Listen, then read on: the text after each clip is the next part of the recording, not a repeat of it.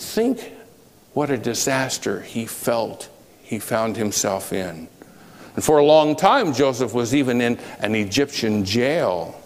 Joseph's life, had we asked him at that point, his life was out of anybody's control. But God was in control. The circumstantial will of God was sustaining Joseph all that time, even though Joseph himself didn't know it. His circumstances were horrible, but God had Joseph just where he needed to be. Eventually, Joseph's circumstances changed for the better. But the great famine quickly changed then the circumstances for Joseph's family for the worse. That's why all hungry families had to travel to Egypt to get food. Now Joseph was able to help all of those people and even his own personal family. Years later, the circumstances changed for the worst once again. The king of Egypt had turned all of these Jewish people into slaves. This went on for a number of years. To these slaves, the whole world was spinning out of control. There was no escape for them. They couldn't get away from their slavery. And even if they did, even if they got away from Pharaoh, where are you going to go? All by yourself, out into a desert with no food and no water. Things could not have been worse. It didn't appear that these slaves had anything going for them. But the circumstantial will of God would now send Moses to their rescue. God's will won out before you could say Pharaoh's got to go 10 times. Moses had led all the people out into the wilderness, and there they were free at last. And that's how the circumstantial will of God works.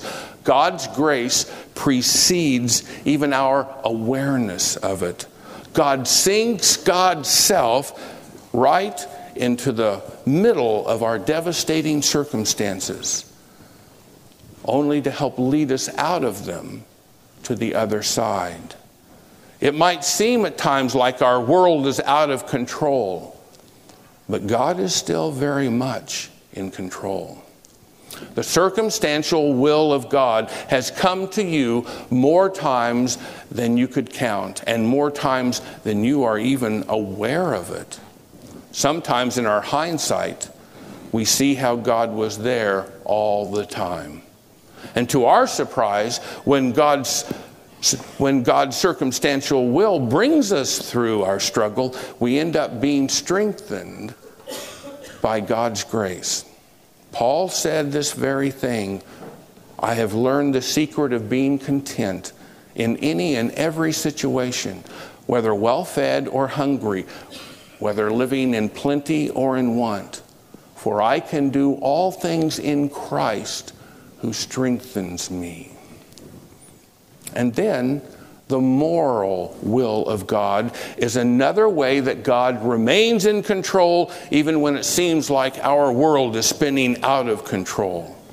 The moral will of God is the assurance that God gives us what we most need. The basics of life are a moral issue to your Creator. They don't belong in another category. They don't belong in the circumstantial will, and they don't belong in the ultimate will. The basics and fundamentals of life is a matter of morality to the one who created you.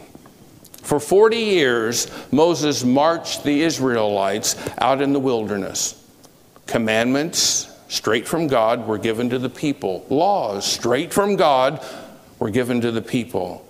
They learned what justice was all about, what righteousness was all about, and what their own faithfulness was all about. Even the gift of the promised land itself was God's moral will for these people, because it is upon that land that they would be able to make a living and provide for themselves and for their families and their extended families and for those who would fall upon hard times. The moral will of God assured the people that they would know what they needed to know, and that would come from God, and that they would be given what they needed to live on. These are moral concerns for God.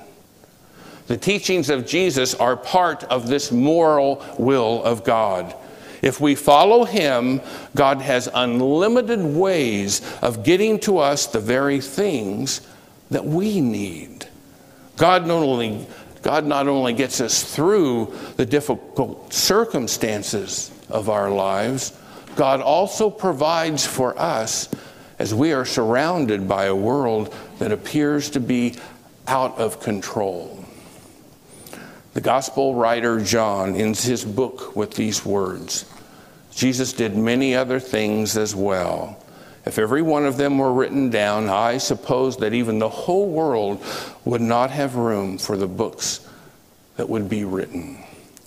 If those books were written, they would include your stories and mine too. And those stories would be example after example of the thousands of ways that God's moral will has sustained us through our difficult struggles.